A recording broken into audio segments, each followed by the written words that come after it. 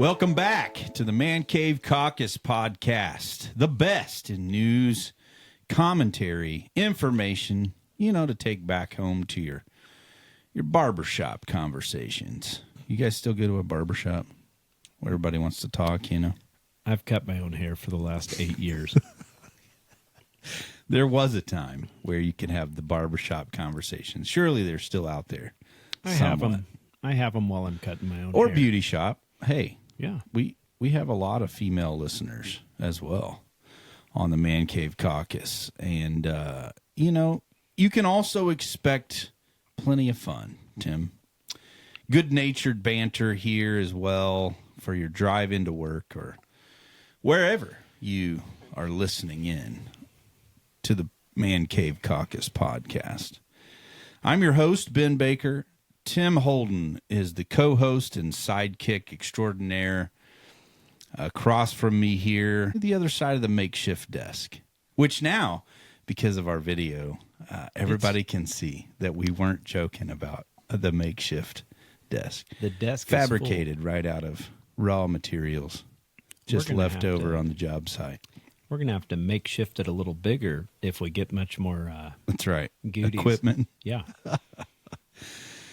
And, Detective Joel Mace is the real brains behind the podcast, as you all know, and our full-time, part-time Googler, now video producer as well, just multitasking over there, just like an octopus on Red Bull, just going to town. I actually just had a Red Bull. I don't ever drink them, but What a coincidence. I stopped and I was feeling a little tired, and I grabbed a green one. I used to just have one flavor, so that'll do. Had a green now. Just juggling all the things like a pro. And so together we make up the Man Cave Caucus Podcast, and we're coming at you again this week. So much to talk about. It's just unbelievable how fast the news cycle is moving. It's almost like by the time you read it, you feel like you're behind. But we're going to definitely cover a lot of the week's top stories, and we're going to get right into it. Anything interesting happen for you guys this week? You'd have to define interesting, I guess, because I just had one of those weeks that was pretty nondescript. I built some doors. I took my kid to the shooting range today. Nice. For his birthday. And important skills there to impart. Yeah. He shot his first. He's 9. He got to shoot his first AR. Nice. In 300 blackout. Yeah. And I got video. How'd he do? Never seen someone smile so big. Yeah. It was a lot of fun. It is a joy that's hard to really just put into words. He said, gotta try it. On the way home, he said, "Dad, I feel like a man." That's right. Rite of passage, right? He really did feel like it. What about you, Joel? Anything? Catching bad guys out there and all the things? I had training three days out of 5, and I didn't have time to do any training, but I made it happen, and just got to catch up on my cases now. All right. Sounds good. So let's dive into the week's top story. This has dominated the news cycle over the past few days with the White House showdown. What's definitely got the world buzzing. Ukrainian President Volodymyr Zelensky's visit with President Donald Trump and VP J.D. Vance started off with high stakes, kind of ended, though, in a diplomatic explosion a little bit there toward the end, with Zelensky getting kind of kicked out of the White House. So I want to unpack that and kind of go through some of this. But before we do, somebody put together a great little video on, what we missed, what went down, actually, at the White House. Just a scene from an old Tom Cruise movie. I'm not sure what this is. Did we find out what it is? Yeah, it was A Few Good Men, I think. A Few Good Men. I thought that's what it was. But just check this out. This is perfect. Old Jack Nicholson I think I'm entitled. I don't give a what you think you are entitled to. And my existence, while grotesque and incomprehensible to you, saves lives. I have neither the time nor the inclination to explain myself to a man who rises and sleeps under the blanket of the very freedom that I provide, and then questions the manner in which I provide it. I would rather you just said thank you and went on your way. I think I'm entitled. I don't... Did you see the video that showed the ambassador? No. Like literally, her head was just in her hands, just knowing that it was going sideways in real time. Oh man, it was something else. But so yeah, picture this. All right, so it's Friday, right? February the 28th, 2025. Zelensky rolls up to the White House, you know, with his typical Ukrainian tracksuit on. Like he just jumped out of a tank. In combat boots. And he's there to ink a deal, right? A big one, actually. It's actually had all been set up, right? All he had to do was just show up. Show up, look professional, smile and wave. Just sign the paper. I mean, you know the drill, right? After 3 years of war with Russia, Ukraine's ready to trade some access to their rare earth minerals, and which is a part of this deal, lithium, titanium, some of that for U.S. support for help and rebuilding and hopefully securing peace, which would be a big win-win for Ukraine for sure. But also it would be for the United States of America because we would get something out of the deal. Because so far, all the money that we've put into Ukraine, which I don't even know what that amount is up to these days, but it's a lot. Billions of dollars that we have sent over there, and we haven't really gotten anything in exchange for the money that we've given Ukraine. So Trump's been pushing this angle hard, wanting to recoup some of the billions that we have shelled out since 2022. So, of course, there's a plan, a joint investment fund in this deal where Ukraine forks over 50% of their mineral revenue. The U.S. gets a slice of that. Kiev gets cash for reconstruction, so that's kind of how it would have played out. It's a pragmatic approach, something that I think was negotiated really well by the Trump administration, and a big first step toward a broader peace deal, right, with Russia, which is kind of still lurking in the background, right?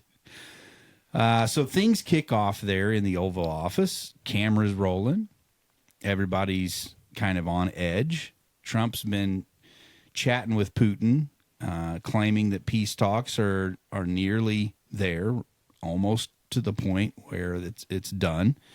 And Zelensky's hoping to lock in those security guarantees that he kept talking about to keep Russia from coming back for round two.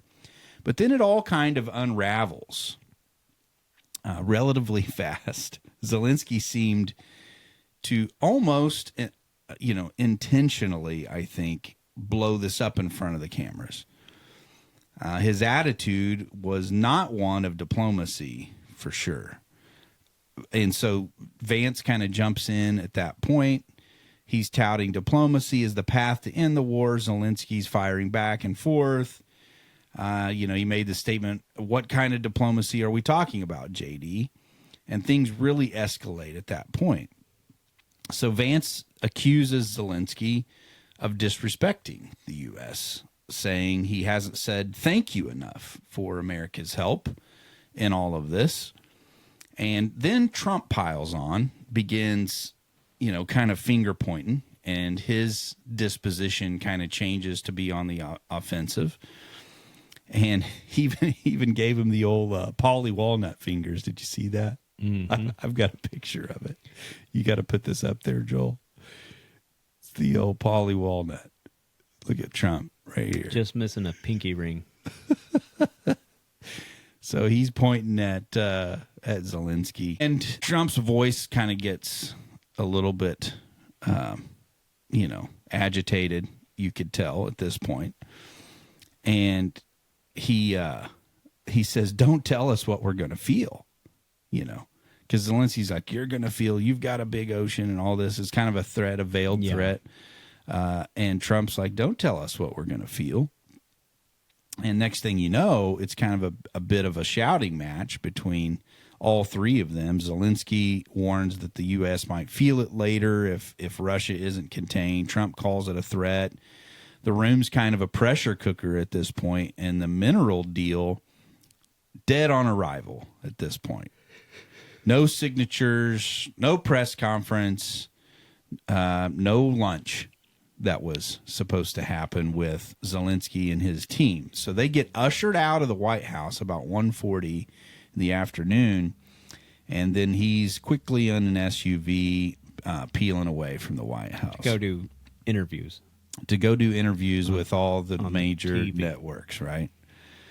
So Trump hits Truth Social and basically declaring Zelensky, he's not ready for peace, basically is what Trump was saying. He's not ready for peace. He obviously doesn't really want it by the conversation that we had, and then accuses him of gambling with World War III, right? Which I think there's a lot of truth to that, of what Trump was saying. So why the blow up? Well, Zelensky wanted these ironclad guarantees of U.S. backing, the NATO vibes, right? Which is what was a big part of what began this conflict. So, and I'll get back to that in a minute, because I think it is a big part of what took place at the White House. And with Trump and with Vance, they saw Zelensky's pushback as, this is ingratitude, especially after the billions of dollars in aid that we have sent over there, and he's still asking for more. If you think of it as like an old poker match at a saloon, there came a point where shots would have been fired from that under the table, but it really did. It was like them calling his bluff on how he came in strong, like he was holding all the aces, and they didn't have it. And it really, I just doesn't seem like he was expecting a much different, outcome. Or it seemed like he was expecting a much different outcome. Yeah, so I'm going to play a little clip of this exchange, and then we'll talk a little bit more about it. Your country is in big trouble. Can I Wait a answer? minute. No. You've done a lot of talking. Your country is in big trouble. I know. You're not winning. I know. You're not winning this. You have a damn good chance of we coming are out staying, okay because of us. Mr. President, we are staying in our country, staying strong from the very beginning of the war. We've been alone, and we are thankful. I said thanks You haven't in been this alone. cabinet, You and haven't not been only alone. in this cabinet. We gave you, through I this said stupid president, $350 billion. You voted we gave for you your military president. equipment, You and you voted men for are your brave, president. but they had to use our military. What about if you didn't have You our invited military me. equipment, You voted for your if you didn't president. have our military equipment, this war would have been over in 2 weeks. You didn't have our That was military so equipment. uncomfortable. Oh, yeah. And you could see Trump's body language in that. When he was hitting him on the shoulder. Yeah. I mean, So I want to unpack this a little bit because, here's my take. I think Trump and JD anticipated that Zelensky was going to make this emotional appeal to the American people, right? In front of all the cameras. I think they anticipated that part. And then I think JD stepping in and accusing Zelensky of disrespect was very intentional because of him trying to gain access to NATO. Now, that wasn't said out loud in this conversation, really. But it's exactly what he was trying to say, what Zelensky was trying to say without saying it.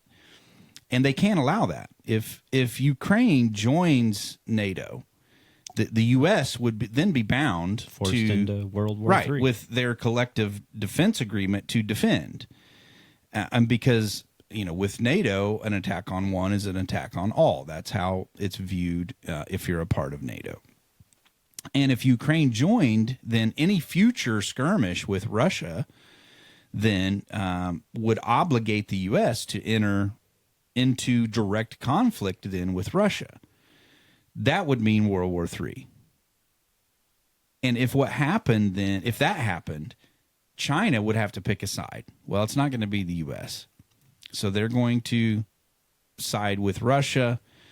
And, again, you could see the writing on the wall of what that would actually cause. So I think it was orchestrated. It's the art of the deal. Trump is very good at these it looks messy, it feels messy, but there is, I think, a rhyme and reason of why he does these things. Because if you think logically through this, the only way to achieve peace in this situation is really to strategically align with Russia on the surface, right? Because then Russia would never sign a peace treaty if Ukraine was allowed in NATO. Never going to happen. So peace is completely off the table unless you, at least on the surface, align with Russia to some degree. And I think that's why Trump dismantled his argument. Is when Zelensky starts backtracking, he realizes his play was failing, right? It's not going to happen. And so he offers this feeble attempt, kind of an audible treaty, really, and Trump refused that. So Zelensky, he said he's not going to agree to peace unless there were security guarantees from the U.S., but what he was really saying is that Ukraine would have to be accepted into NATO. But Russia would never accept an agreement to peace, knowing that NATO would surround them. It wouldn't work. They would never do it. So Zelensky, his play was thinking having Democrats' support and, a lot of the mainstream media, then he could make this play on live TV. But Trump and Vance, I think, saw it coming. I think they saw it coming and they outmaneuvered him. And in the short term, that's what's going to happen. It already is. The media, the Dems, they're already trying to use this against Trump. But in the long run, they're going to, I think, be proven to be right. Trump's going to be proven to be right. So they held their ground. Now, Zelensky will have really, at this point, no other option but to accept Trump's terms. And that's the other part of this. The genius of that is, if Trump is actually protecting Ukraine and without dragging the United States into a war, that's actually what is the outcome of what happened at the White House. All while Vladimir Putin was over on the side waving, "Deal me in." Right. Right. How bad of a look is it that Putin is over there like, "I'll take that deal." Yes, exactly. Well, the mineral deal is the key, because if we were involved in Ukraine, mining in that capacity, that prevents Russia then from launching an invasion on Ukraine, because it would endanger American lives, and we wouldn't tolerate that. NATO wouldn't tolerate that. So what you see in this is Trump playing both sides. He's playing both sides, and I think playing chess, which, it's often that you find him doing that. And JD was kind of the bad cop in this situation, and I thought played it brilliantly. So I think Zelensky will have no choice but to concede, because without our support, they can't continue the war. It's impossible. So here's Zelensky on TV after this meeting, admitting pretty much exactly what we were just talking about. He did not go too well.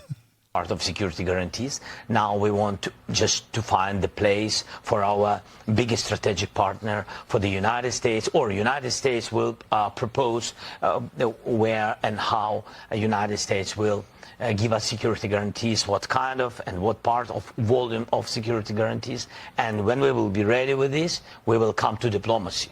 To diplomacy, yes, with Russians, Europeans, United States, and we. Four of us, I think this is real way, because with weapon, is too long. It's not enough. We don't have enough weapon to push them out. So and he's we don't admitting. see now, for now, we don't see really big volume of new support from the United States, but with all respect again. So for today, we'll be ready with security guarantee, be part of security guarantees. So you can kind of see it in his face too. He's like, wow, I'm kind of admitting what the reality is. There's no way we can continue. We don't have the military equipment that we need to be able to move forward. So it's going to, I wanted to play this. Marco Rubio, I thought, had one of the best responses to this. This is actually on CNN afterward with an excellent take. I'm not going to play the whole video because it's like 15 minutes long, I think. But I was kind of surprised that this was CNN when I was watching it. Yeah. She lets him talk. Somebody made a meme and said Rubio is questioned by Mark Pressler or Scott Pressler instead of Caitlin Collins. It kind of looks like Bruce Jenner before he turned to Caitlin. Listen to this. Heard from President Zelensky. He said he does not think that he owes President Trump an apology for what happened inside the Oval Office today. Do you feel otherwise? I do, because you guys don't see. You guys only saw the end. You saw what happened today. You don't see all the things that led up to this. So let me explain. The president's been very clear. He campaigned on this. He thinks this war should have never started. He believes, and I agree, that had he been president, it never would have happened. Now here we are. He's trying to bring an end to this conflict. We've explained very clearly what our plan is here, which is we want to get the Russians to a negotiating table. We want to explore whether peace is possible. They understand this. They also understand that this agreement that was supposed to be signed today was supposed to be an agreement that binds America economically to Ukraine, which to me, as I've explained, and I think the president alluded to today, is a security guarantee in its own way, because we're involved. It's now us. It's our interests. That was all explained. That was all understood. And nonetheless, for the last 10 days, in every engagement we've had with the Ukrainians, there's been complications in getting that point across, including the public statements that President Zelensky has made. But they insisted on coming to D.C. This agreement could have been signed 5 days ago, but they insisted on coming to Washington. And there was and should have been a very clear understanding. Don't come here and create a such scenario where you're going to start lecturing us about how diplomacy isn't going to work. So, in essence, what he's saying is there was really no need for Zelensky to even be here. But they insisted on it, and I think because of that, that shows that he was intentionally trying to pull this on live TV and use this emotional appeal with the American people. So, but I thought the other part of what Rubio says that's important is it's like, you're only playing the end of this. You don't know what happened leading up to this and all that conversation, and all of that context matters as to why it ended the way that it did. But that's what they do. They clip it and I call and shenanigans. So now we're going to go live to the Oval Office for another take on what happened with this negotiation. This is great. Oh, stop stalling. Come on. I can't think. There's all this noise.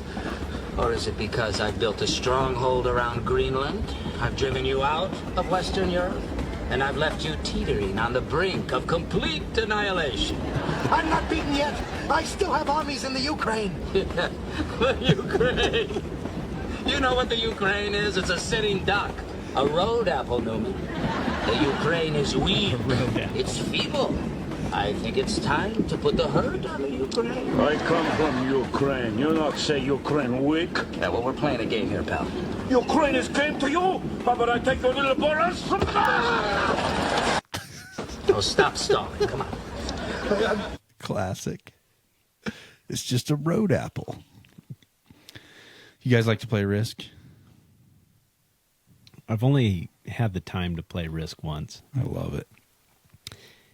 In that episode, they had been carrying that board all over town. Oh yeah, it had gotten locked into an apartment in a neutral zone so that they couldn't cheat.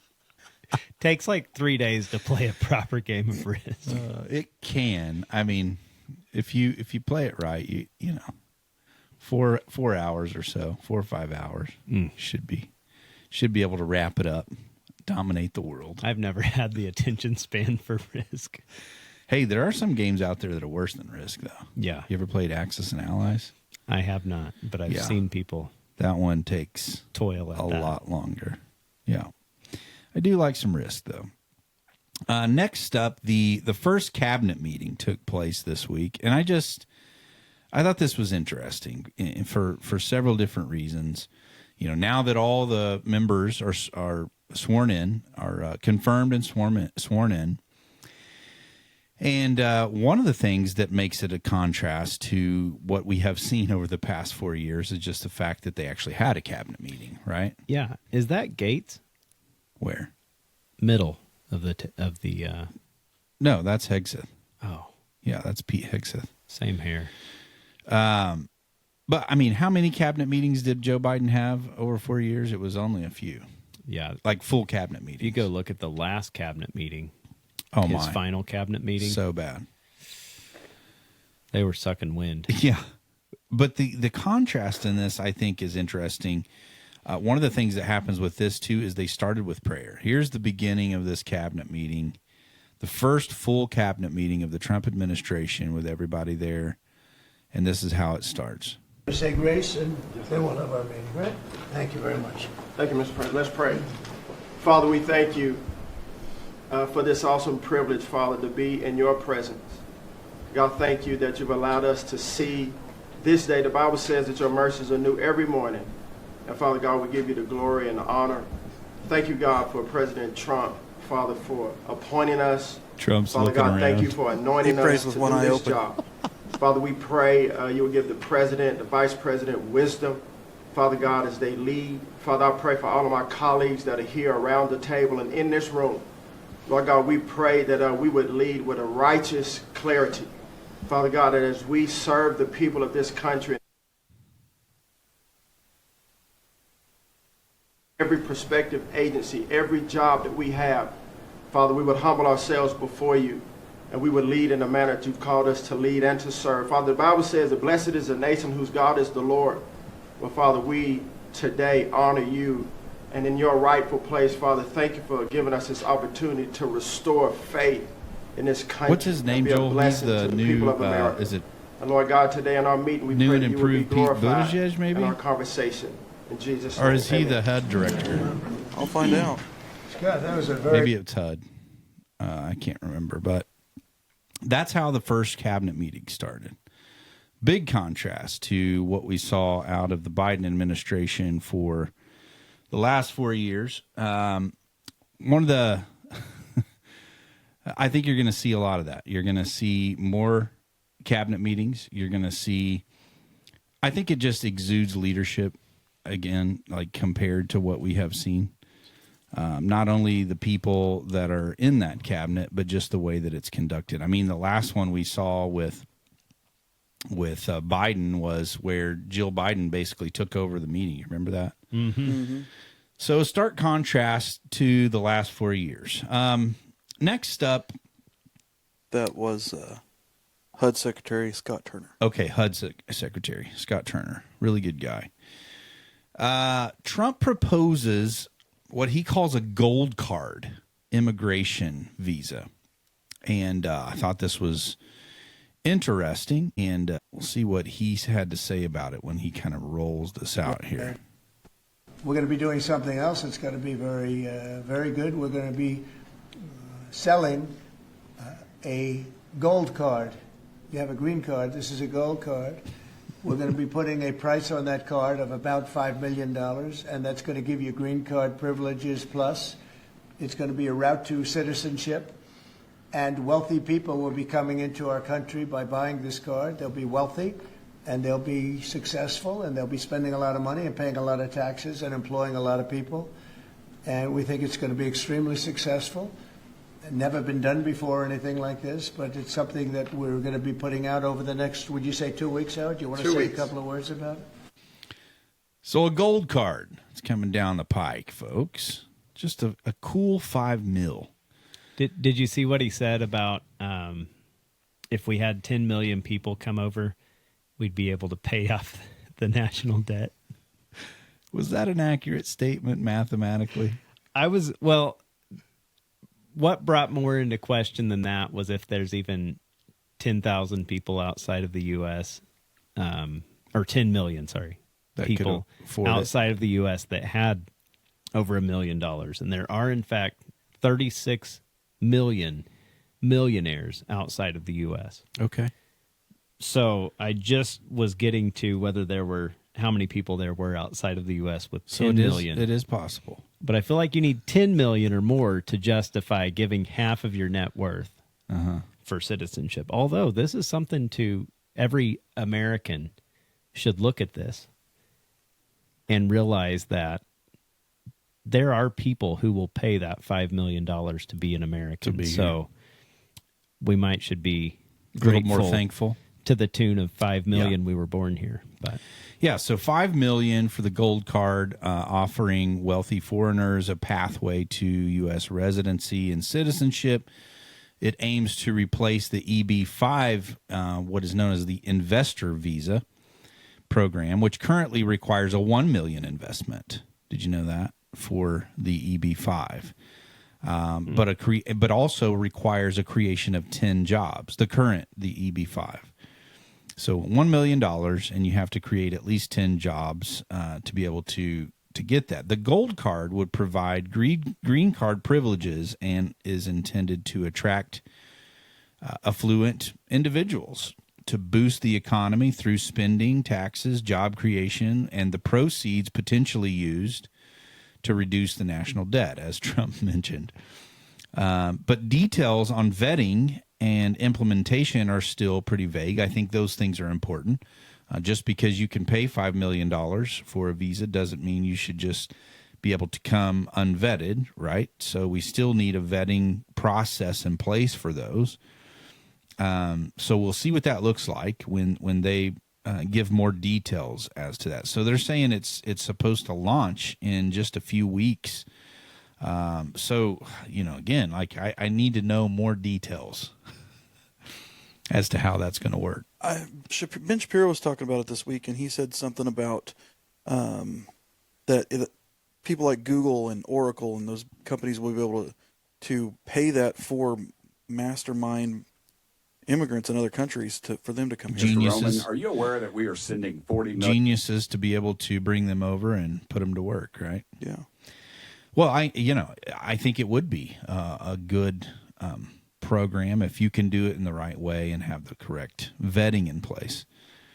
So we'll see what that looks like when we get more information. Next up, an interesting hearing where Congressman Tim Burkett, or maybe it's Burchett. How do you say his last name? I think it's Burkett. Asked questions regarding USAID money that has been funding terrorist organizations, actually. This is troubling, to say the least, but something that, is a good example of why the USAID program needed to be dismantled in the way it was going, and the money and how it was being spent. And Doge really highlighted that and exposed it for what it is. So listen to what he says in this hearing. This is something else. Mr. Roman, are you aware that we are sending $40 million a week to the Taliban?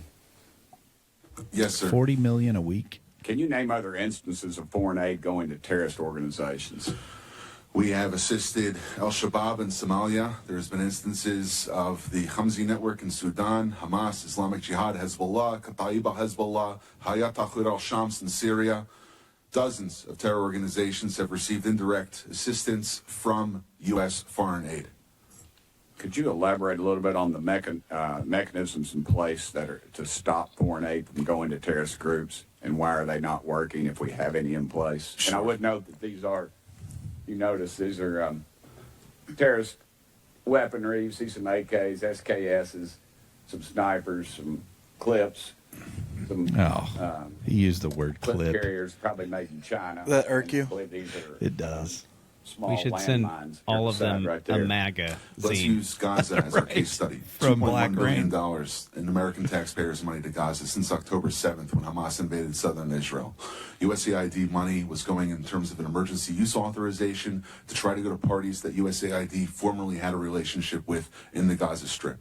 They had to have been vetted by OFAC. They should have been vetted against the special designated terror list from the State Department and from other Treasury organizations. Waivers were granted because they said that there was an emergency use to have that money come in to Gaza, thereby jettisoning the usual typical screening procedures. As a result, You definitely wouldn't want to tell that guy any secrets. Right. He's literally just rattling all off. But yeah, can you imagine like funding these organizations and these waivers that were given where that they weren't vetted like they should have been and you know skirted the current process for making sure that we're not sending this money to these type of organizations, and it was all in the name of emergency, right? Which again, don't get me started on that, but that's what happens a lot of times with government when any emergency happens. It's a good excuse to be able to throw all the rules aside and say, "Oh no, it's an emergency." So, yeah, well, let's talking. They couldn't have given the go ahead on the COVID vaccine had it not been, right. You know, had they tried hydroxychloroquine and horse paste, would have never happened.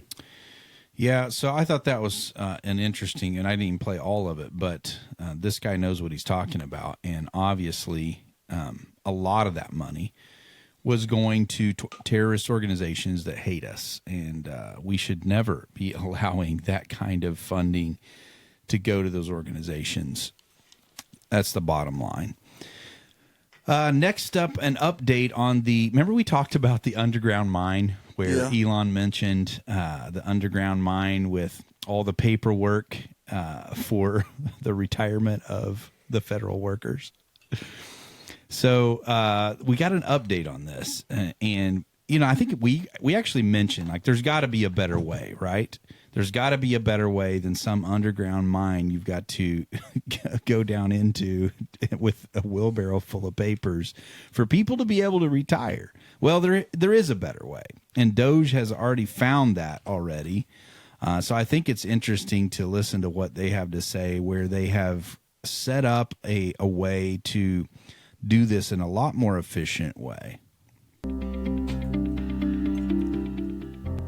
About a week ago, the administration came to us with a challenge, something we've never done before. Process a retiree end-to-end digitally without printing anything to paper. The deadline? Imagine. In a week. The retirement services team approached this with boldness, confidence, and caring. This is their story. There's so many I love how they do parts this of video. retirement process where Feels like it even was done one in the sheet 90s. of paper Right. with one missing signature could slow down the process. Even if we start in a digital path, we have to combine that with many of the the paper documents that already exist. These 26,000 filing there's a cabinets picture of store 400 million documents. This is the mine. Yeah. Me and my wife did a deep dig last night on the mine. It's wild. Look at this. Welcome to the mine in Boyers, Pennsylvania. So this is what a case jacket looks like. It's a file folder that contains all the paper documents. The first time I went to the You mine, gotta be the kidding picture I me. had in my mind was something from the X-Files. Some retirees have a lot of paper, a lot more than others, and Yeah, there were a a couple pallet we encountered that actually had For pallets. 37 boxes from Here one was the retiree. challenge. How can we get fully digital retirement through within 5 days without printing one piece of paper? We were asked, how long would it take to do this completely digitally? We gasped and said, 7 months, maybe 12 months. Oh my But then we were asked, well, what if you had the full support of your team and the full support of leadership? How fast could you do it? We got it done in record times within 2 days without printing one piece of paper. We proved that it's possible, and now we're gonna figure it out, and we're gonna get this done for everybody else too. This guy's just sitting in the mine. That's his job. Have you guys ever been to the salt mine in Hutchinson, Kansas? No. It's just like that. Really? And they'll take you on tours and Jeeps and stuff. They have like tons of film. They have most of the originals of all the films from Hollywood kept down there because of the salt keeps everything perfectly dry. Wow. And all the stuff from when they mined it is still down there because it was too much of a hassle to take stuff out. So they have like every food wrapper, and it's just perfectly preserved because of the salt. Just Wow. keeps everything like mummifies it. And it just looks like you walked in there. They have all the trash like pushed in, and yeah, salt preserves like nothing else. So, but there's just pillars, just like the one at Iron Mountain. 30 feet around, like every 20 feet, and they mined that mine all the way to Canada. Wow, that's crazy. It's a must visit. I've been in one up in like around Lenexa. Yeah. They've got one. It's not salt or anything, but It was it's a very similar bomb to- shelter, wasn't it? I'm not sure. There's a bunch of companies that rent it out now. I believe back in the 50s, Leggett and Platt rents a bunch of that one. But back in the 50s, it was the fallout for all of central U.S. Wow. Neosho has a little mine out Really? there. Yeah. You didn't know that? Never been there. The Brass Eagle or whatever? Yeah. Yeah. It's a big cave where they have business. They call it and the industry. caves. They call it the caves. That's right. Carthage has one. Yeah. I think Springfield has one. Have you seen the pictures of the one in Carthage when Ford stored all the surplus vehicles in there? No. That would have been cool to stumble across. Like a dealership or actually Ford? Ford. Wow. Yeah, they just... That's where they kept them, huh? I'm wanting to say it was like thousands of cars at one time that they had down there. Wow. Yeah, so they figured out how to process retirement without having to 2 do days. boxes and boxes of paper. Imagine this. It's so funny because after this, they go to like debunk everything Elon said about the mine with a previous mine worker. CNN went out and did and the guy was like, to my knowledge, there is no elevator. Oh. Like Amelia Bedelia precision, no room for an embellished story. Right. On the fact at the end of the day, he's like, I mean, one month we did process 10 million people, and we've only had a few times where more than 10 million needed to retire. Uh-huh. And then more or less comes down to it. He's like, yeah, but it does take 7 months. I mean, but there's no elevator. Right. Just so never mind that it is like the most inefficient way you could possibly process these employees, but there's not an and he elevator. was like, it's very modern. It's not, it's not like, and it is. We watched all the video we could find on Iron Mountain. Well, we don't have a life. Interesting stuff. So next up is another Jamal Bryant rant. Remember last week we had He's one. still It's kicking. worse. This one's worse than last week's. I mean, the so-called pastor in Atlanta with an even more racist rant calling MAGA supporters, I quote, coons and runaway slaves, unquote. That's what this pastor was calling people that are working in the Trump administration. Listen to this one.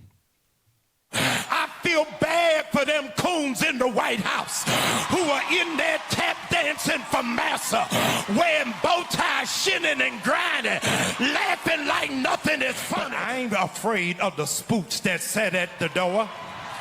These runaway slaves hiding in the White House gonna throw my picture up thinking that I'm gonna be afraid. Wow. Can you believe that? Keeping it classy.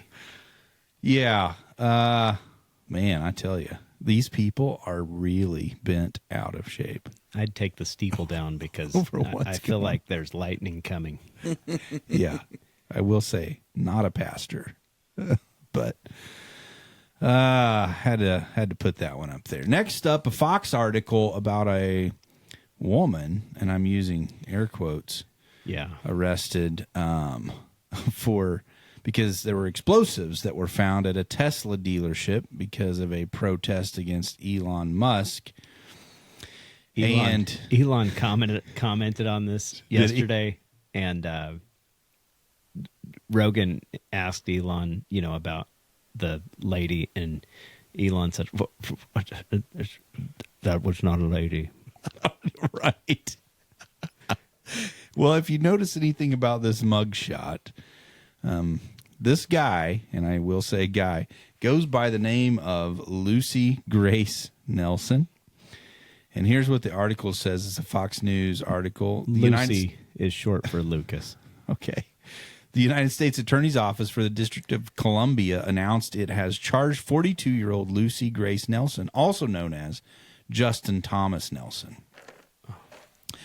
after police say they found a number of explosives at a Colorado Tesla dealership, the latest incident in a string of apparent protests against Tesla CEO and Doge leader Elon Musk. Nelson was charged with one count of malicious destruction of property, explosives, or incendiary devices use, felony, criminal mischief, and criminal attempt to commit felonies, according to a news release from the Loveland Police Department. An extensive investigation was initiated January 29th after Loveland Police received a call reporting a fire near a Cybertruck located at the Tesla dealership. Investigators discovered an incendiary device commonly referred to as a Molotov cocktail next to the vehicle, according to the news release. So here he is. This is Lucy Grace Nelson. So, yeah. Seems as though, he does have a little pink in his hair there, Tim. Yeah. Did you catch that? Yeah. Hadn't touched up his roots in a while. Yeah. After the alleged initial incident, January 29th, there was subsequent incidents February 2nd and February 7th, progressively becoming more severe. Moving on down, during police surveillance, police confronted Nelson at the dealership and found a container of gasoline, a box of bottles, and wick material similar to the items police discovered after prior incidents. So the article says she was arrested without incident. Yeah, they were talking about how high female crime has been up, violent crime. Right. It's crazy. I wonder why. Crazy how it's been up so high lately. Testosterone level in some of these women's are a little high. Right. They're just deranged. And, I really didn't think it was possible for these people to hate someone worse than Donald Trump. But I don't know. I think Elon may be giving him a run for his money on this and maybe edged him out at the top of the list right now. Seems like. I mean, there's protests going on everywhere over this, over Elon and what he's doing. Basically donating his time and efforts to make government run more efficiently. Save us all some money. Go ahead, Tim. I was just thinking how, on the way over here, if I was on pace to be the world's first trillionaire, would I do the same thing? Right. And I had to say a resounding yes. Like, there's been people wealthier than him. That is all they've done. Bezos, for one, Gates, any given time, is all they've done is Gates was proactive towards what seems to me in many cases evil. All the wrong things. Bezos, it was just personal gain. Yeah. Get another yacht, get a younger wife. Right. And then Elon comes along, and it's like I would like to believe that I would take all of my time to see what I could do to change the world. And I would only hope. He's an anomaly. And it really is wild that they were talking about how somebody did a kind of a propaganda filling video that, there's going to be 3 trillionaires. It's estimated 3 trillionaires in the next 5 years. And they were talking about all you could do with $1 trillion. You could buy every sports team 3 times. That's NFL, NBA, NHL, and MLB. You'd still have enough money to buy a bunch more absurd things and have $10 billion left over. I can't remember what all it was. Goodness. And I was thinking, in the wrong hands, it's true. It's like, and you don't think that you could buy, buy a presidency and that's really what's been happening. If you go and look, the funny thing is we've been funding it through NGOs. Yes. But we're going to talk a little bit about that. Anyways. Because Elon has brought that up regarding like George Soros and some of these billionaires that have been funding all the left's activities and all the wrong policies for so long. And I think that's what it was. Like,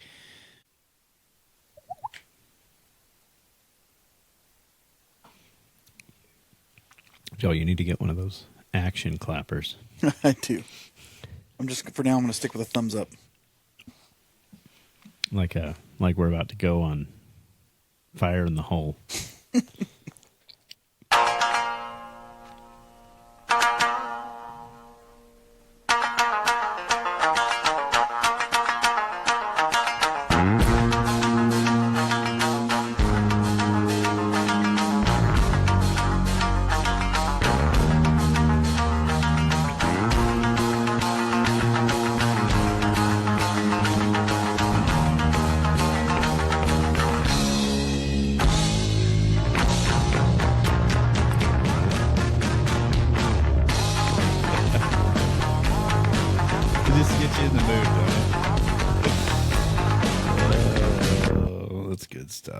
All right, we're back from the break. I think we worked through our technical difficulties over the break, and we're back. So we have obtained, Tim, a copy of Maine Governor Janet Mills dressing in some weird costume and dancing at a Portland drag queen show. I thought that was just a Chiefs fan. No. That's the governor of the great state of Maine. And what's funny is, well, I'll play this in just a second, but what's funny is, so Trump started referring to her as a man, apparently. Like several times he's done this now. I think it's just great. Is there any substance? I don't think there is. So I've got an inside track on this, and I will divulge, but I want you to see this video first, because this is just something else. The truth comes out. When the truth comes out, you can run, but you know it's ending. At the bottom of the grave, you're digging out. When the truth comes out. What? The truth comes out. When the truth comes out. You just can't make it up. So, then there was all this drama involving Maine Governor Janet Mills, Chief of Staff Jeremy Kennedy, and President Donald Trump's executive order, right? So he made the executive order banning biological males from participating in women's sports, right? And it started this series of confrontational events with the people from Maine, the governor's staff, and some others. So on February 5th, Trump signed this order, keeping men out of women's sports, executive order directing federal agencies to enforce Title IX rules, prohibiting transgender girls and women from competing in, which is men, by the way, from competing in female sports categories, with the threat of withholding federal funding from non-compliant states. So Maine, the state of Maine, under Governor Janet Mills, who you just saw there, dancing at the drag queen show in Portland, a real terrible dancer, I will say, by the way, as well, to add insult to injury, emerged as a focal point of resistance, right? So the Maine Principals Association, which oversees high school sports, made a declaration that it would not enforce the order that Trump has signed, citing they were going to align with the Maine Human Rights Act which protects against gender identity discrimination, apparently, in their state. So the tension escalated on this on February 20th when Trump publicly threatened to cut Maine's federal funding during a Republican Governors Association meeting and singled out Janet Mills for her state's stance. The next day, February 21st, at a bipartisan National Governors Association meeting at the White House, Trump directly confronted Mills in front of everybody, and he asked if Maine would comply, which Mills responded that she would follow state and federal laws, which, you know. I am the federal law. Right.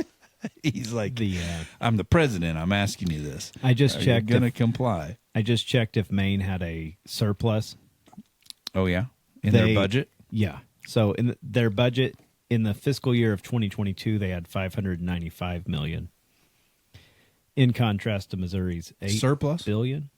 Yes. Okay. No, we don't have an $8 billion surplus. $3 billion. At one point, we had a 3. Okay. It's not that now. In the fiscal year of 2023, Maine had a surplus of $141 million, so they lost $400 there somewhere. Whereabouts? Some there. And then it says that the state budget is guesstimated to this year it's $93 million, and they're guesstimated next year to have a deficit. Uh-huh. And I didn't get around to seeing how much state or federal funding was. So the good question would be, did they have a deficit before COVID? Because that's an important part of the equation, right? It don't go back that far for some reason. You can't find the records. Where's the records? Oh, they're in the vault. They're in the cave. Did you see Iron Mountain? The Iron Mountain cave. Did you see the interview? I think it was FEMA director where they were asking him about COVID, and he said they still had $50 billion in payouts left to give to states. Wow. That they haven't yet. And this year they've paid $131 billion already to states on COVID relief bailouts. Yeah. Well, it's what caused a lot of the problems when it comes to inflation and all of that. But so back to this. So Trump then insisted that his administration represented the federal law when she was like, we're going to uphold the state and federal law. And he's like, well, we are the federal law, and you better do it because you're not going to get any federal funding if you don't. And so Mills just responded, well, we'll see you in court, to Trump. And Trump fired back at that, predicting, well, this is going to be the end of your political career if this is how it's going to be, right? Because you can imagine how Trump responded. So then it just intensifies the drama. So the following day, February 22nd, when a reported altercation occurred between Jeremy Kennedy, which is, again, Governor Mills' chief of staff, and Alex Mayer, the White House Director of Intergovernmental Affairs, during a meeting with gubernatorial chiefs of staff in Washington, D.C. So according to a senior White House official cited by the Daily Wire, when Mayer pressed Kennedy on Maine's need to comply with the executive order to protect women's sports, Kennedy allegedly exploded and had a few expletives to hand out, call them in a name, and then stormed out of the meeting. Well, of course, the Mills administration denied this, and a spokesman saying, Jeremy didn't say those words. He did not engage in profanity. They didn't deny actually what took place with the meeting. They just tried to play it out as, well, he didn't say those specific words with profanity. And they also didn't deny that he was upset or left the room. So the National Governors Association later even supported that denial, but again, focused on the profanity part, not refuting the broader incident. So the clash with this was interesting because you've got Maine's very progressive policies and Trump's directive with Kennedy's alleged outbursts, amplifying all of this.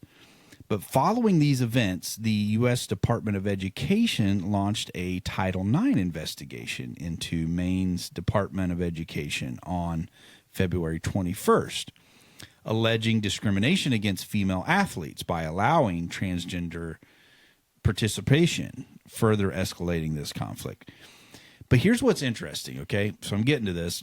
Regarding Kennedy, remember, the chief of staff for Governor of Maine, Kennedy's personal life. Jeremy Kennedy is married to Ryan Fechtaw, who served as the Speaker of the Maine, the House of Representatives in Maine from 20 to 22, but he's also the Speaker again now.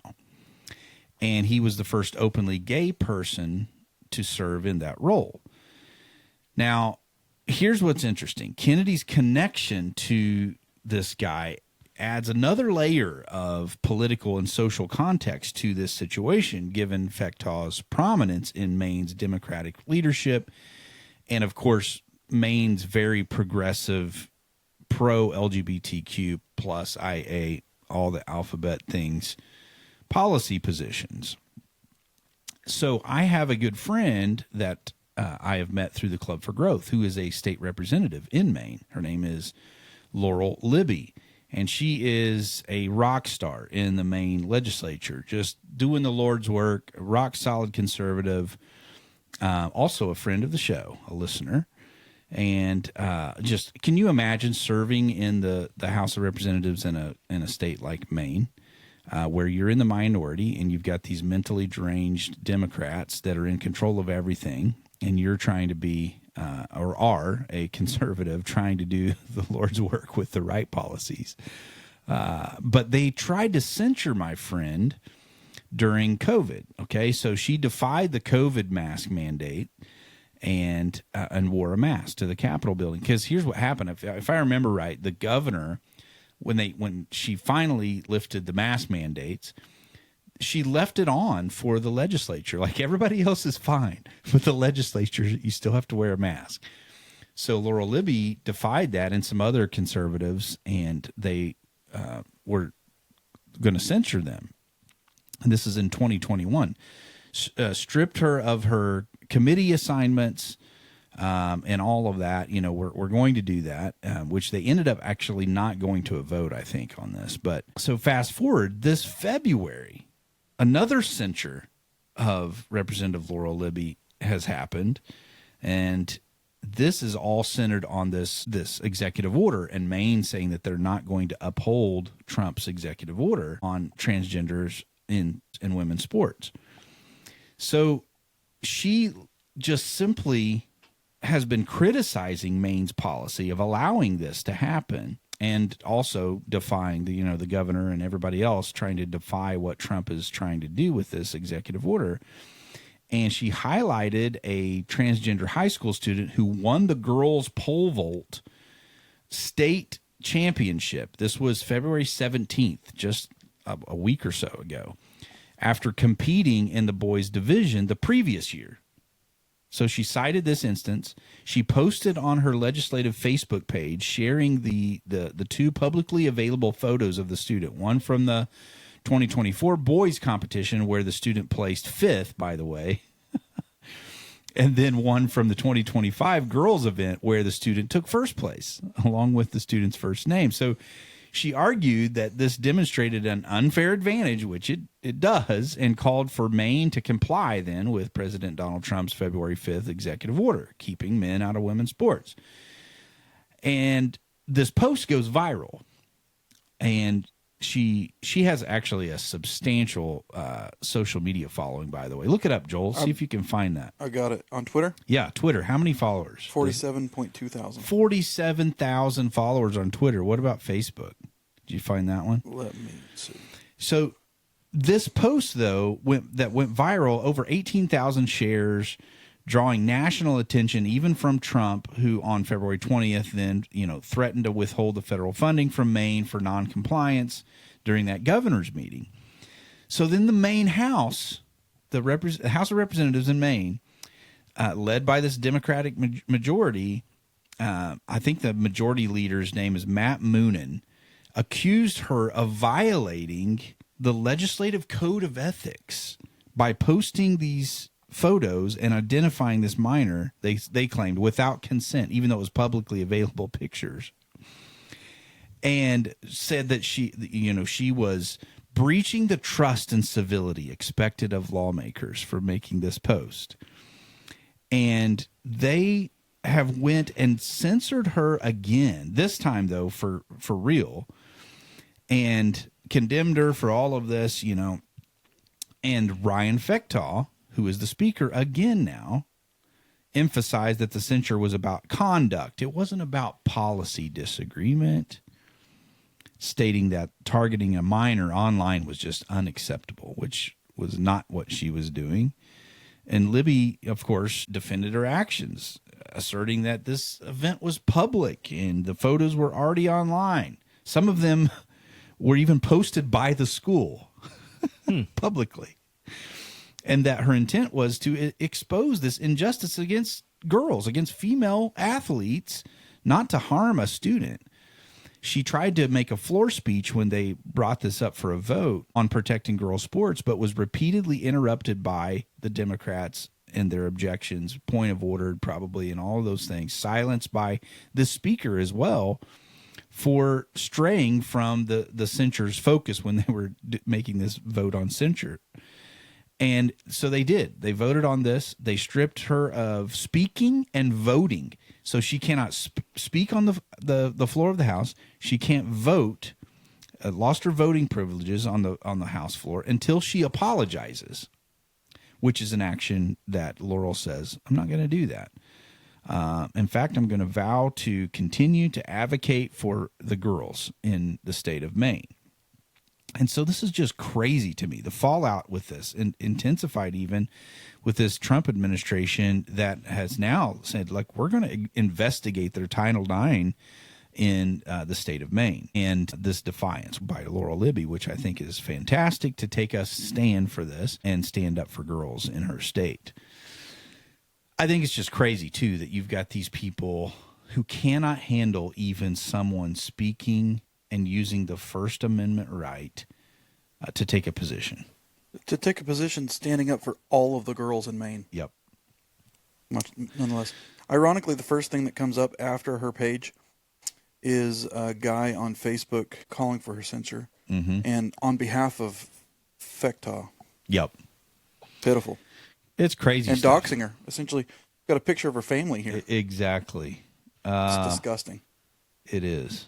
Did you find out how many Facebook followers she has? 50K. 50,000. So give a shout out for her Twitter handle, Joel. Okay. That way our followers can go over there and follow Laurel Libby on X. It is at Laurel, LAUREL _ Libby, LIBBY. Okay, go over there and follow my friend Laurel, and she's doing the Lord's work. So standing up for kids. It's crazy that in this day and age we have to do these things, but it's where we're at. But I think that Laurel's going to win this one, and the governor of Maine may not be the governor too much longer if Trump has his way. So I think Laurel should just run for governor. That'd probably be the best thing. Yeah. Maybe she's going to. I don't know. I bet she could pretty easily get Trump's. Oh, for sure. Support. Yeah. And I mean, so I think if I remember right, Maine's getting close to like a kind of closer to a 50-50 makeup when it comes to Republicans and Democrats. So it could be something that might be a possibility in the future. Next up, a student that was hired by Google was refused by 16 out of 18 colleges that she applied to. And this is a perfect example of how DEI actually works. We've been talking about DEI a lot. I have a bill on that. But this is a real-world example. Listen to this. Straight out of high school by Google as a PhD-level software engineer, yet he was rejected by most colleges he applied to, including 5 UC campuses, even with a 4.4 GPA and a 1590 out of 1600 on the SATs. Some of them were certainly expected, Stanford, MIT, it's it is what it is, right? Yeah. But yeah, for some of them, like Cal Poly, some of the state schools, I really thought, I had a good chance. 4.4 His GPA. name, Stanley Jong, and he and his father just filed a lawsuit against the University of California and the U.S. Department of Education. The Jongs allege that UC is engaging in racial discrimination in admissions despite the law banning the use of race in the process. I want to show the UC statement to us when we inquire. They call these lawsuits meritless, and they also say the UC undergraduate admissions application collects students' race and ethnicity. Meritless is how they purposes accept only. The information applications. is not shared with application reviewers and is not used for admission. Some people might look at this and say, look, Stanley is working at Google, making good money with a dream job that top university graduates aspire to. Why does he want to be a part of this? And for you, some critics might be, why are you not letting this go? There's a bigger story here. First of all, I think the story is bigger than Stanley himself and bigger than myself for sure. And what we're trying to get out of this is a fair treatment of Asian applicants going forward, including my other kids and my future grandkids. And they are statistically at the top of the list, Asians are, when it comes to being discriminated against because of DEI policies. Think about that. I mean, to have that kind of academic record, which is like stellar, right? And be refused 16 out of 18 colleges. And so Google just hires him directly and says, obviously you're an excellent student and brilliant, and you're welcome to have a job here at Google. She probably did the smart thing. Right.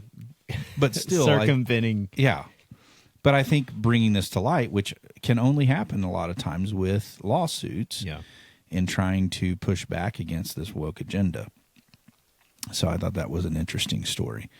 Next up, Vivek Ramaswamy officially announces that he is running for governor in the state of Ohio, which we thought was probably going to happen, but now it's official. So here's a little clip from his kickoff. I am honored to announce my candidacy to serve as the next governor of the state of Ohio. President Trump is reviving our conviction in America. We require a leader here at home who will revive our conviction in Ohio. And that is why today I am Any honored poly to market odds on this, that Joel? I am running yet? to be the next governor Certainly of a find great out. state at the heart of the greatest nation known to mankind, the state where I was born and raised, the state where Apurva and I And raise our two sons today. that's also a where state whose best JD's days from, right? are Yep. still ahead. I am honored to announce my candidacy to serve as the next governor of the state of Ohio. If I was a bet man, I'd say he's probably favored.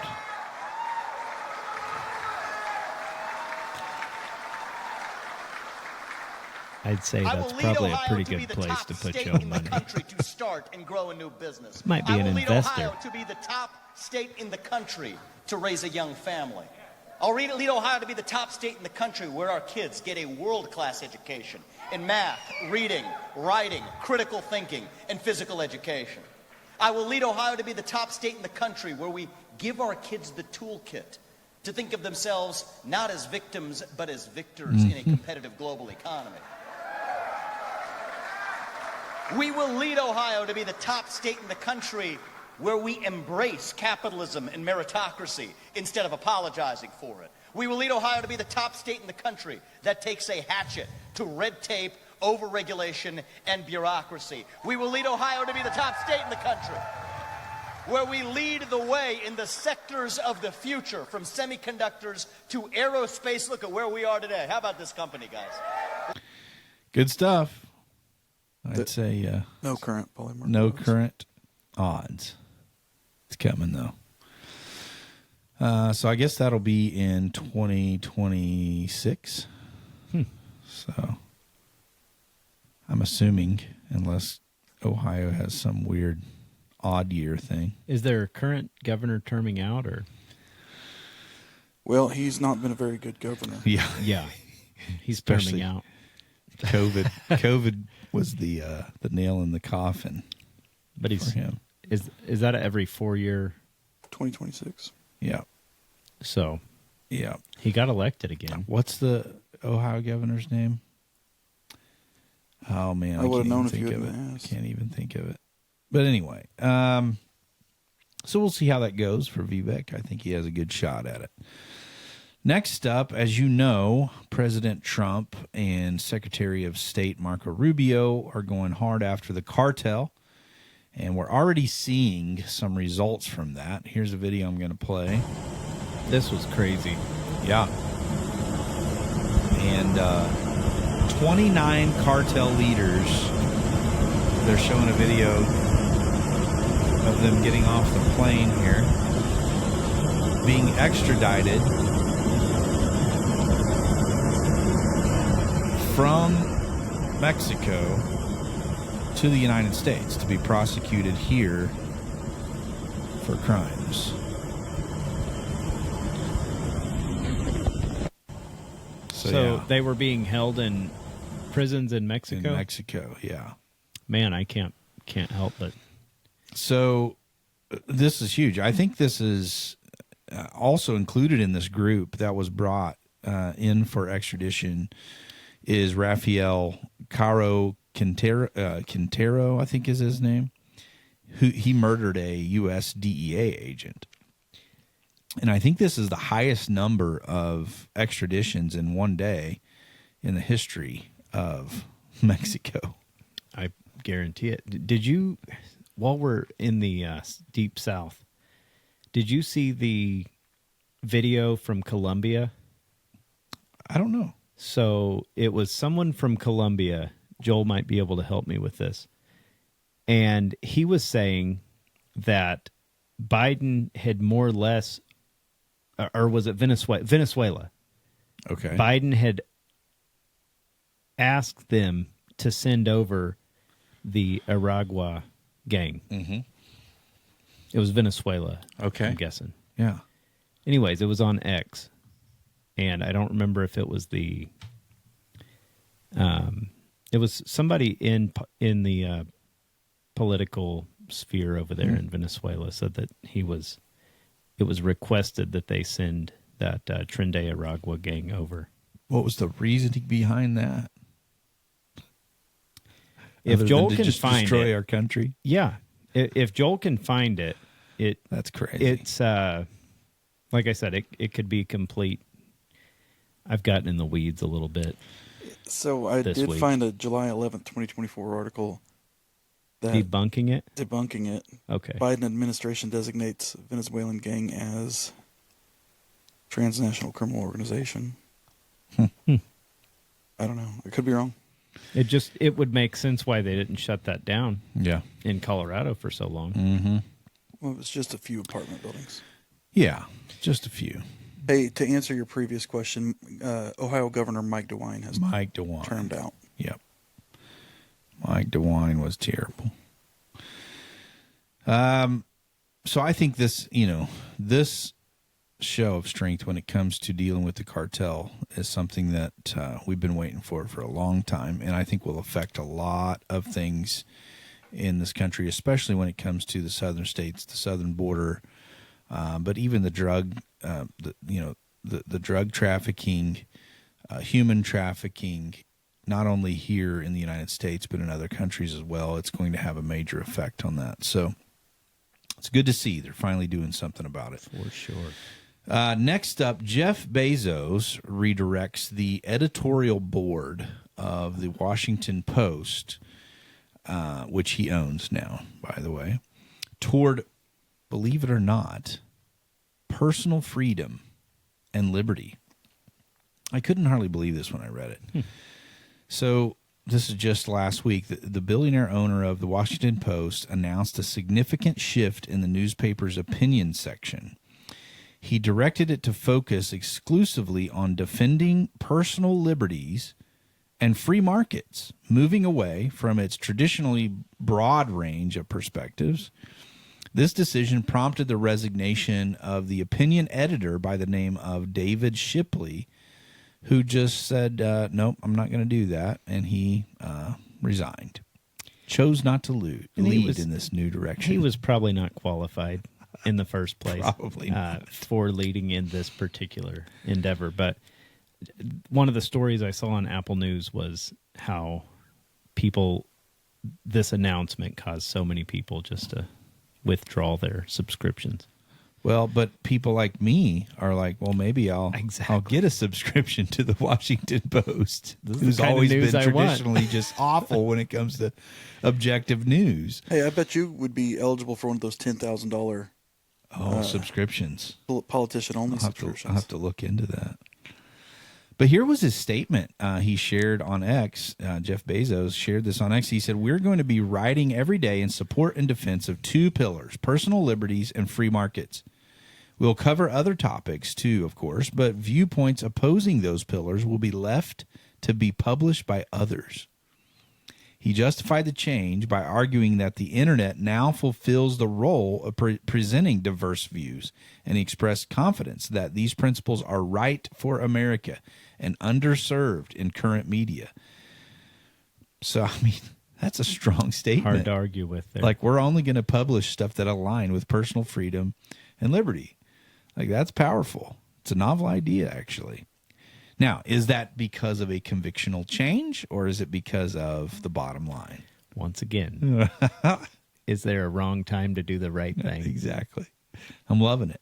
Him and Zuck can just be like... Here was Scott Jennings, who had a great take on this when they were discussing this on CNN. This is great. It's a ridiculous word game that's going on here. I mean, who doesn't believe in individual liberties? Who doesn't believe in free markets? Who's going to be against those things? So Democrats. You said, who would be against individual liberties? It has not been that many years ago in this country when a great many public officials, elected and unelected, were adamantly opposed to individual liberties. But a billionaire is controlling how our media is going to cover this president. Two billionaires now. How many radio stations does George Soros own? Ooh. Here's the thing. But George Soros is actually okay with different opinions. There are more information sources than ever. We have the most democratized media that we've ever had. We have more people than ever that have access to disseminating information. It's not a bad thing. It's not a bad thing. And look, he has one paper. He's going to stop being on CNN real soon. He's going to be right over on Fox or have his own show. He needs his own show. He's great. He's not going to last. He's not afraid. He's too good at what they've brought him here. He's doing because he's trying to create a niche for the Washington Post. What I read, yes, I agree that he's trying to carve out a niche for that opinion page, which may not be a terrible business idea, and I don't know what direction he's going to move it. But these two big topics are vital topics. Democrats are calling him the Elon's advocate because they think Elon might be worse than the devil. It's like any other business you own. If you own it, you can take it. And if it works, it'll be great. And if it doesn't, it won't be. But he's the owner. He's got to make the business decisions. He thinks it's a good one. This is a little bit of a... It's a ridiculous... I love it. These people are just losing it. They just can't handle free markets and freedom and liberties. Such a good point, though, about Soros owns the media for I know. all this time. We're going to talk about it in the next story, but, you know, it's so very true. Like, and the left still, even with, and that's what's funny and I think worth pointing out, like, even with how much money Elon has spent on things, it still pales in comparison to how much money is spent on the left from billionaires. I mean, it's not even close, the money that's spent on their side when it comes to elections. So the next story here, Soros is at it again, pouring millions of dollars into a Wisconsin Supreme Court race. Now, why would he do such a thing, you might ask? Well, they are set to redraw the congressional maps in Wisconsin. The Supreme Court's going to draw the maps, which could produce a 2-seat gain for Democrats in Congress if they get to gerrymander these maps, the Supreme Court in Wisconsin, which would make it then, I mean, a 50-50 split, basically, in the House of Representatives right now in Congress. So he's pouring money into this Supreme Court race. Now, Elon talks a little bit about Soros here this week. I thought it was really good and spot on with how this stuff actually works, because he gets into the fact that this is, yes, these billionaires put a little seed money into these umbrella groups, nonprofits, but a lot of this is getting money from the taxpayers through things like USAID and others. And Elon points this out. Start an NGO. Oh, I know, right? Here's what he says. It's kind of a hack to the system where someone can get an NGO stood up for a fairly small amount of money. Like George Soros was really good at this. Like George Soros is like a system hacker. Like he figured out how to hack the system. He's a genius at arbitrage. These days he's pretty old, but a genius at arbitrage. So he figured out that you could leverage a small amount of money to create a nonprofit, then lobby the politicians to send a ton of money to that nonprofit, so you can take what might be, a $10 million donation to a nonprofit to create a nonprofit and leverage that into $1 billion NGO. A nonprofit is a weird word. It's just a non-governmental organization, and then the government continues to fund that every year, and it'll have a nice sounding name, like the Institute for Peace or something like that. Yes, that's so true. But really, it's a graft machine. This is what happens. What are the requirements with that money? What do they have to do? Just really no requirements at all. So they just get grants, and the government just assumes that they're doing good work. I think a lot of people in the government know that they're not doing good work, but it's a giant graft machine.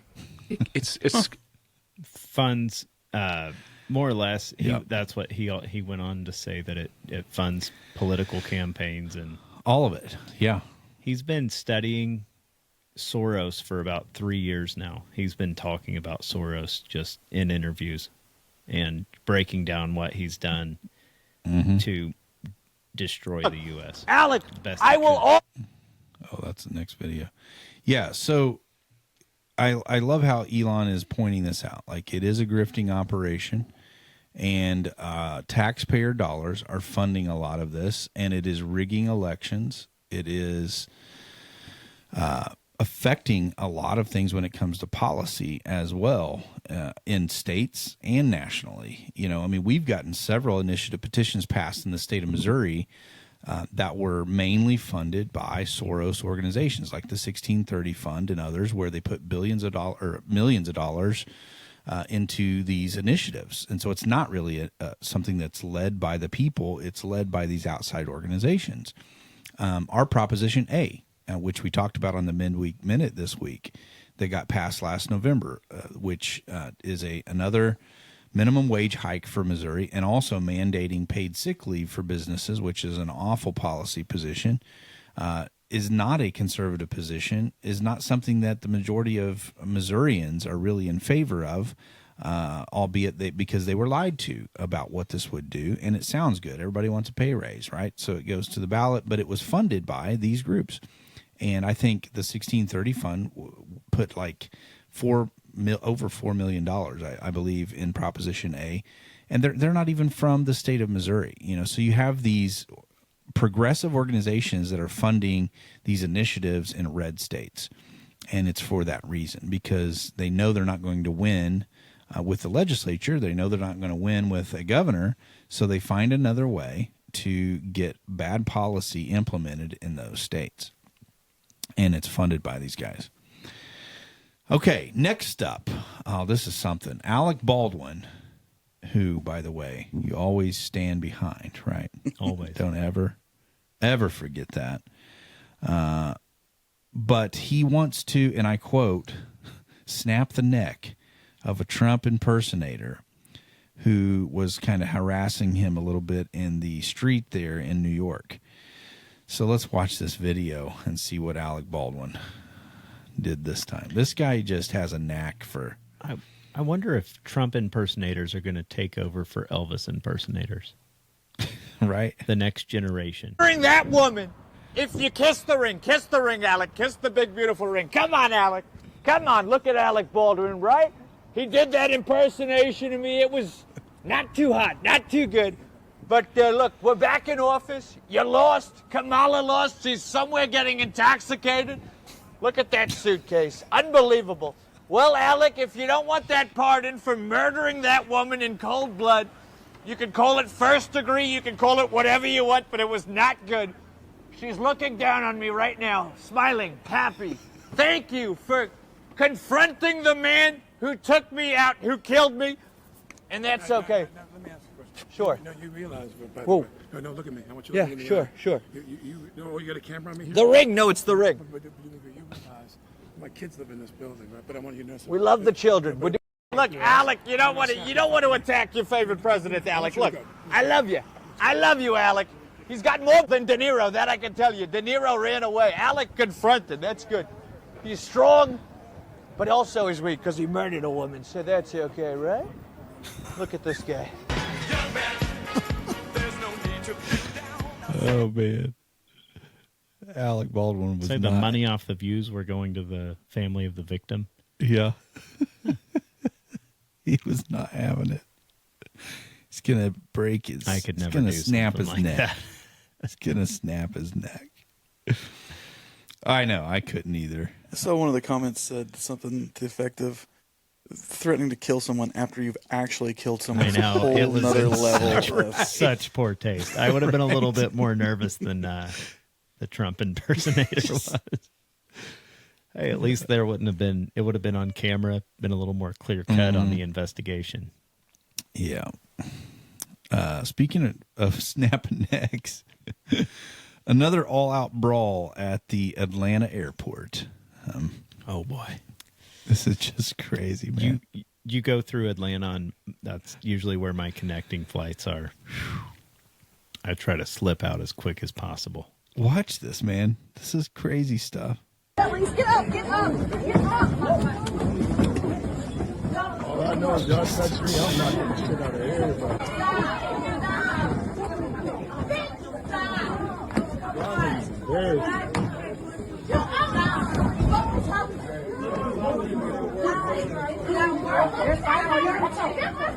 What in the world?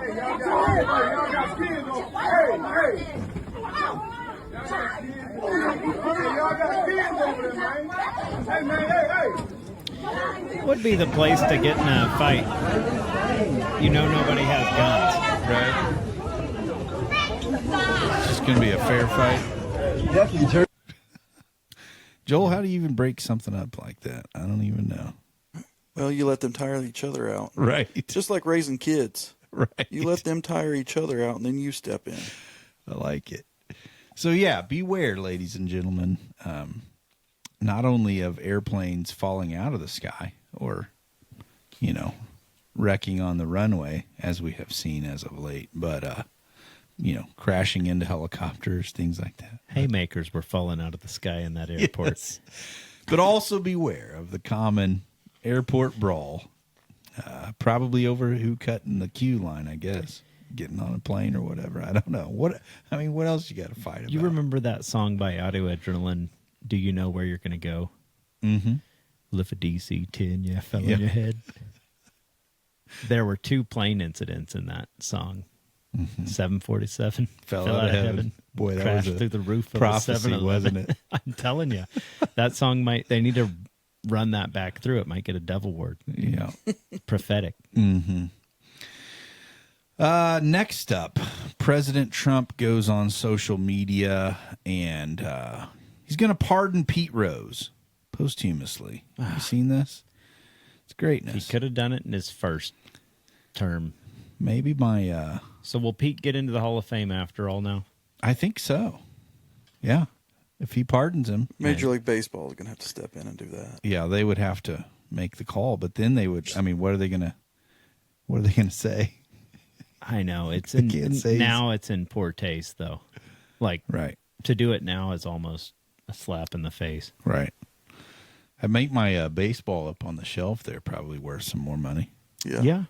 I've got the old Pete Rose MAGA baseball signed. up on the shelf behind me there. That's awesome.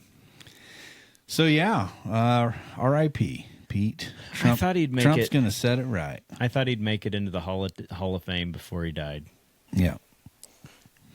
Crazy. That just shows how out of touch Major League Baseball is with reality. Mm-hmm. Yeah, here's what Trump had to say. He said, Major League Baseball didn't have the courage or decency to put the late, great Pete Rose, also known as Charlie Hustle, in the Baseball Hall of Fame. Now he's dead.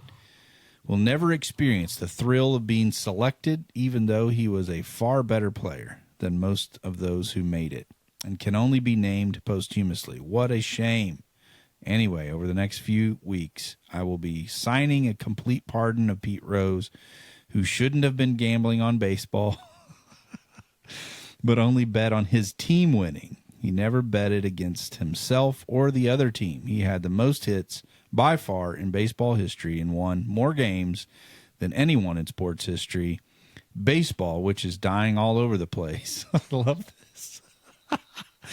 Baseball, which is dying all over the place, should get off its fat, lazy butt and elect Pete Rose, even though far too late into the Baseball Hall of Fame. There it is.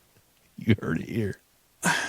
I just, and I don't want to come out against the president, but what federal crime? I mean, was it a federal crime to gamble on baseball? Betting? Yeah, I mean, probably. Which now it's not. I mean, now, all the states and everybody's passing sports betting, and, everybody can do it. It's all good now. I mean, I guess it could be. You still can't bet on games that you're playing in. Was it? I'm going to Google it. For better or for Only worse. games you're playing in? You can't. So he was betting they were going to win because he was there. Mm-hmm. Should be fine. It's hero status. It's like Killdozer. Yeah, he could have done it different. Mm-hmm. Could have done it different. But did he do anything wrong? Right. If he had been like tossing games, I would have no respect for him. But right. To bet on yourself. Yeah. Gives you a little motivation, right? And it's what every person that succeeds in life has to do a time or two. Yeah. Swing for the fences. Right. So there it is. Pete. Next up, New York City McDonald's checks IDs at the door because of how bad the crime has become. This is crazy stuff. Now we just need to set up the polls there, and we're just that much closer. This is a Not the Bee article, and it says New York City McDonald's now checking IDs at the door after years of crime and chaos. Crime is so out of control in Democrat-run cities that even your local McDonald's needs a bouncer to keep the peace. Yes, a McDonald's in Brooklyn has started IDing customers at the door, barring anyone under 20 unless they have a parent or proper identification. Why? Because apparently this particular franchise has become a breeding ground for chaos, violence, and crime. This particular location on Nostrand and Flatbush has good reason to make the call. Back in 2011, an 18-year-old was shot in the head in broad daylight. A year later, a manager assaulted a woman over an argument about food. And in 2025 alone, there have been 29 emergency calls at this single location. That's crazy. Add to that 111 calls last year, 103 calls in 2023, and 121 in 2022. That's worse than a Florida Waffle House. Man, I tell you, good night. Don't go to that McDonald's.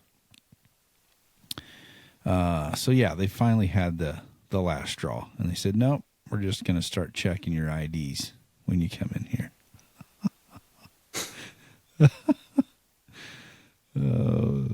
He said it's a daily occurrence in this. The store manager, every single day, a horde of 15 to 20 teenagers show up, vandalize the store, throw ice at paying customers, steal food from Uber Eats drivers, and even smoke weed inside the restaurant. Daily. So, yeah. I don't know that checking IDs is going to fix everything, though. It sounds like to me that At least you it might be beyond the point of no return. Obviously, I would say juveniles are probably causing most of the mayhem. Mm-hmm. So maybe it'll help. Yep. Next up, sports commentator Stephen A. Smith. Are you a Stephen A. Smith fan, Joel? I'm not. Okay. You don't even have to ask me. You know how he feels about the Cowboys. He talks about, I think this is funny, how the Democrat Party has gotten so bad that even he has ended up on the potential list of presidential candidates for the next presidential election in 2020. It was not well received. Right. I think this is hilarious. And he's spot on with this.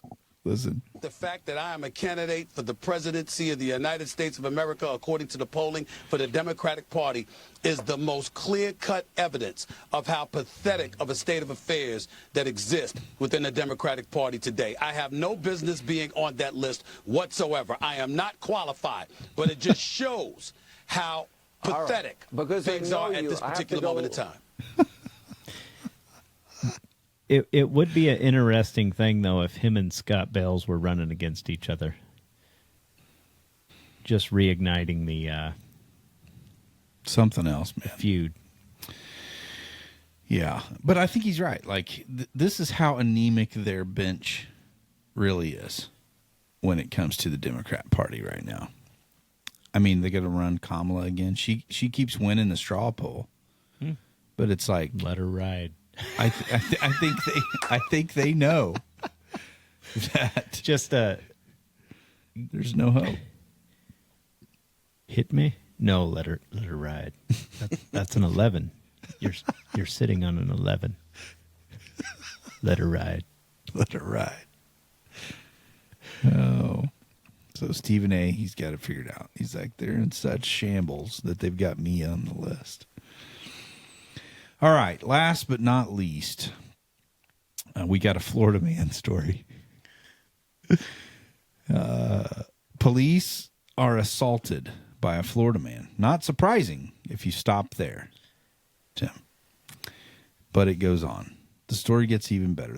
This particular Florida man is a quadriplegic man, and he assaults the officers here. I hate to double dip, but I don't know if you remember when Governor Abbott... Have you ever had your foot ran up on by a shopping cart? Yes, I have. It can be very painful. Mm-hmm. Just keep that in mind while you watch this. Yeah. So, here goes. Your heel. So take me. Hey, chill. I just hit you again. What the you do about it? For the first time, we are seeing body camera video when Miami-Dade police say they were assaulted by a quadriplegic man.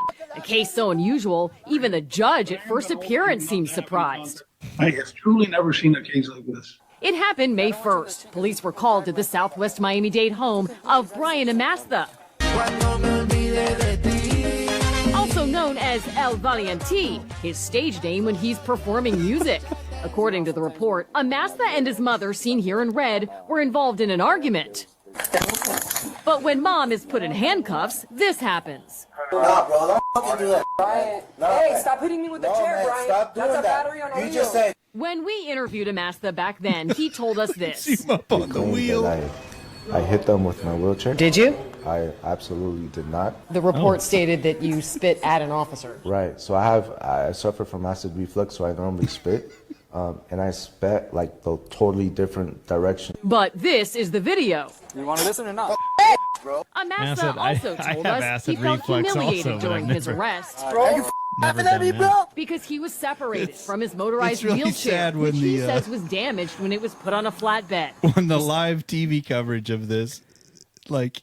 Do they really take a motorized wheelchair when you're parked in front of your home on a flatbed? Oh, yeah, because he was going to need it later. Yeah. Man. I mean... The thug life One officer chose appearing him. to text someone, joking that they were going to put him on the tow truck. Yeah, because Officers later seen inspecting their legs, Amasta charged with 2 counts of battery on a law enforcement officer.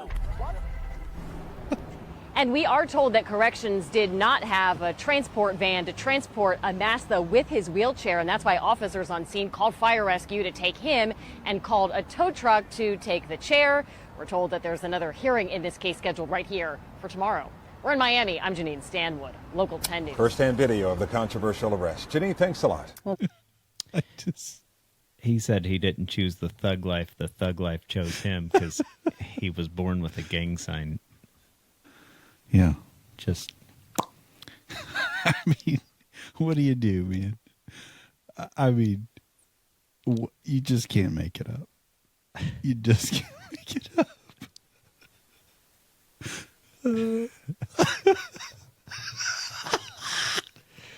How do you handle this kind of thing, Joel? Out there in the wild. Very carefully. That's right. I think getting in a fight with your mom, biting the hand that feeds you. That's real dumb. Or maybe he bludgeoned her with his wheelchair, but either way. He's got some anger issues, I think, and some lying issues as well. He said, I didn't do that. And then the live TV coverage shows it. Believe it or not, people do lie to the police. I can't believe that. Well, that pretty much wraps it up. Man. Seems like he was getting some really good cardio. Hits in, too. Some really powerful hits. The wheels of justice keep on turning. Oh, man. Have you ever been assaulted, Joel, and thought, or like struggled not to laugh? Have you ever offended somebody while doing it? A few times. Say, are you laughing at me? A few times. I better not delve into the stories. Yeah. To change the names to protect the innocent, like Dragnet used to do. Sergeant Friday. I know. There's no way I could have kept a straight face there. I'll just tell you. I'm a decent person. I know I've made a few tasteless jokes on this podcast, but I'm a decent person. I would have tried not to laugh. I would have tried. I would have failed. It would have been difficult. All right. You guys know the drill. Go over there and leave us a 5-star review. Apple Podcasts, Amazon, Spotify, wherever you get your podcasts. YouTube. Go and check out our videos. We're trying to roll them out now every week on our YouTube channel, which is the Mancave Caucus on YouTube. You can find our content there as well. And subscribe to our YouTube channel. Spread the news about that as well. And I think you'll enjoy it.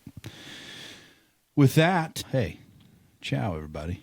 God bless. We'll catch you next week.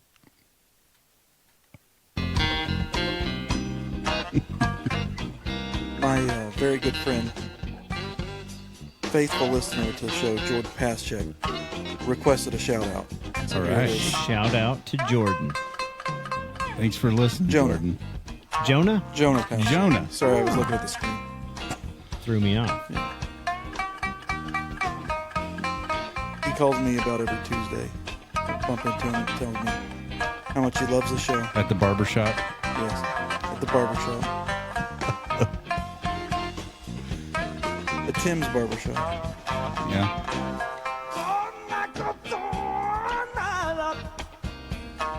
I think Tim would probably enjoy that thoroughly. Like barbershop, the community, the barbershop community banter, for sure. Yeah. I like your InfoWars shirt, by the way. Oh, thanks. Yeah, just trying to save that voice. Representing. He's a salesman. Keeping it around.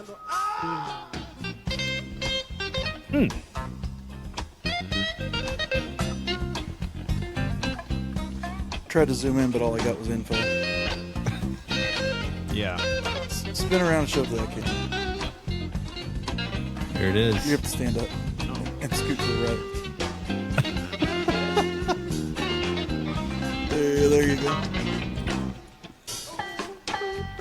See if you can zoom up on my Pete Rose baseball, Joel. See what I can do. All right up there, right above the AR-15 that's not even out of the cellophane.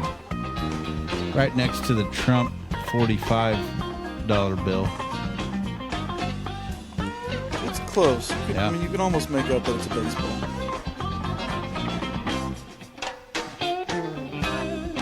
Oh, I can give it a closer one.